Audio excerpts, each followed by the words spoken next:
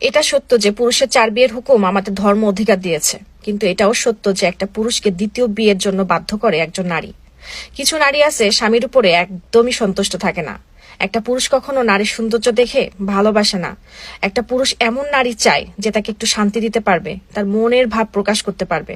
আর পুরুষ এইসব যেখানেই পাবে সেখানে ছুটে চলে যাবে, হোক বিয়ের বয়স 10 মাস এবং 10 বছর, তাতে কোনো যায় আসে না। পুরুষের সাথে জিদ করা, তার কথা দাম না দেওয়া, ছোটখাটো বিষয়ে রাগ করা, ঝগড়া করা, এসব করতে করতে একজন নারী তার পুরুষের কাছে তার সম্মানটা শেষ করে ফেলে। সে বুঝতেই পারে না সে কখন তার স্বামীর মন থেকে উঠে গেছে। সেই নারী তার স্বামীর মন দখল করে রাজত্ব করতে পারে, যে তার স্বামীর পছন্দ মতো নিজেকে বানিয়ে নেয়, স্বামীর উপরে সন্তুষ্ট থাকে। বিশ্বাস করুন, একটা পুরুষের কাছে এটা কোনো বিষয় না যে তার স্ত্রী বড়লোক নাকি গরিব ঘর থেকে আসছে। টাকা কামানোর জন্য আল্লাহ তাআলা পুরুষকে বানিয়েছে। একজন পুরুষ এমন এক অর্ধাঙ্গিনী চায় যার কোলে মাথা রেখে সে একটু শান্তি খুঁজে পায়।